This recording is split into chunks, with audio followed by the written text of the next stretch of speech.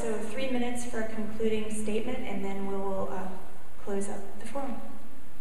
I don't know that I'll take up an entire 3 minutes, but I just want to reiterate that the reason why I'm running for Asheville City Council is really because I would like to continue to work on the issues that are my passions, which are protecting the environment and seeing our city continue to take steps towards sustainability, and I would like to see those steps be pretty aggressive. I think transportation, which came up tonight, is a huge part of that, and so I would really like to continue working on that. The other thing that I've been working on in this community has been education. I've been on the board of Smart Start Buncombe County. I'm now in my 6th year on that board, and so I would like to see us as a city pay more attention to what's going on with the children in our community.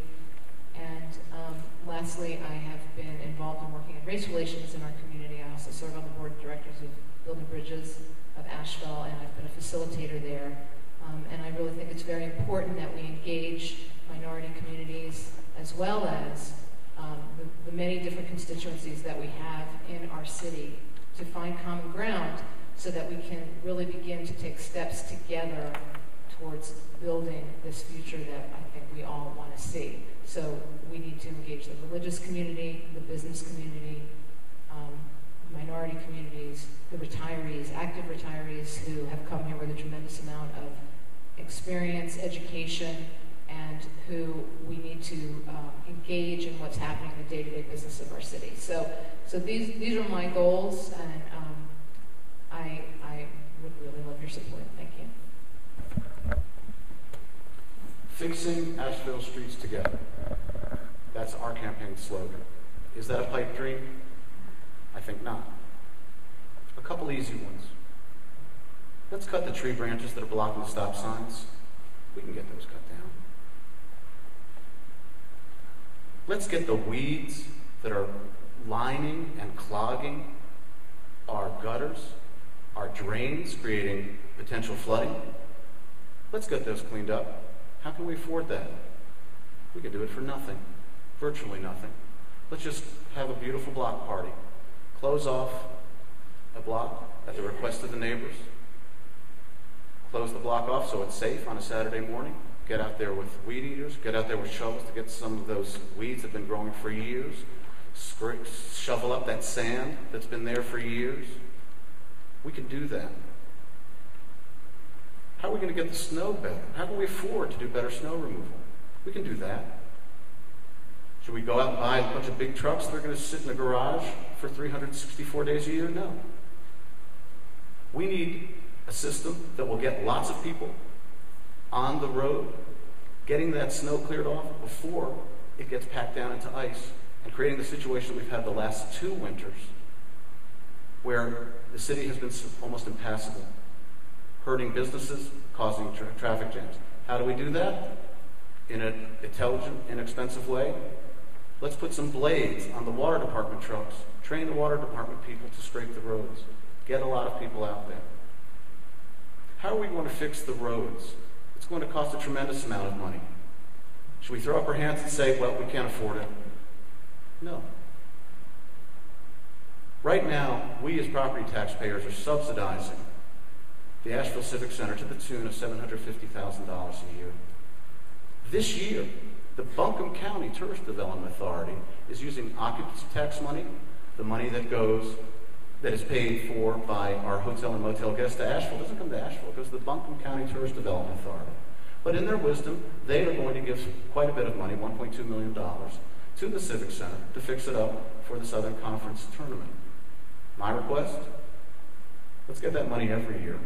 That investment is good for Asheville. It offsets what we're paying, and we could put that $750,000 a year, $7,500,000 in 10 years, toward improving our streets and sidewalks. There are things that we can do. I'm running because I'm concerned about the deterioration of our city streets and sidewalks. Our great city deserves better than that, and if you elect me to the Asheville City Council, I will work hard to do that. Thank you.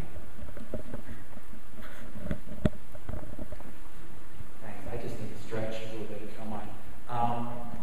My leadership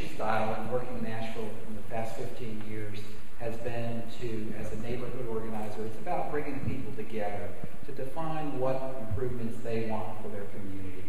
I've done it in East Asheville. I did it as the president of the Coalition of Asheville Neighborhoods. Right now, unfortunately, we were successful in getting sidewalks on Tunnel Road, but right now, the system of the city is the squeaky wheel approach, piecemeal approach. That's not adequate for Asheville anymore. As a community leader, my goal on council will be to initiate meetings in each of the 5 zip codes, north, south, east, west, and central, and ask the folks that live there, what do you want? What do you need for your community? If you want sidewalks, where do you want them? If you want bike lanes, where do you want them? And out of that, we begin to articulate what the needs are across our community. And then my next step is we've talked and you've heard talk for years about the need to do a bond referendum for parks and greenways.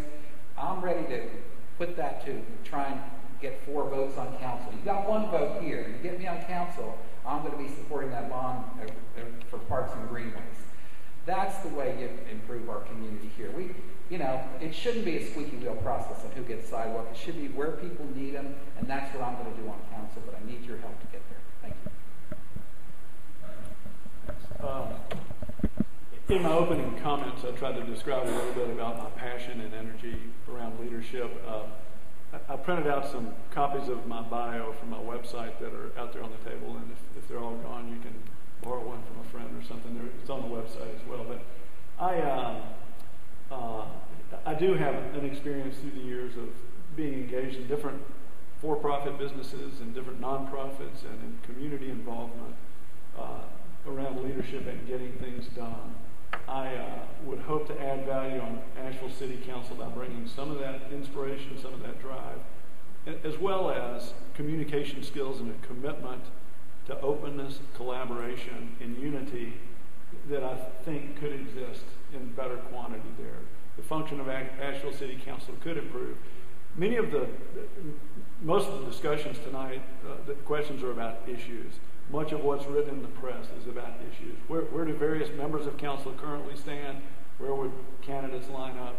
It's more difficult than that. Leadership, organization, commonality of focus, getting things done in a forward-looking, strategic way is City Council's challenge. I would encourage you as citizens to judge your council and each of us individually on that basis.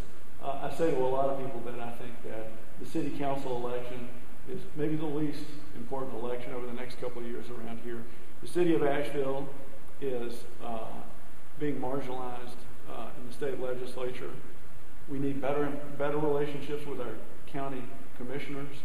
I think that's a key challenge that we've got to build from the inside out, relationships and ways to move forward.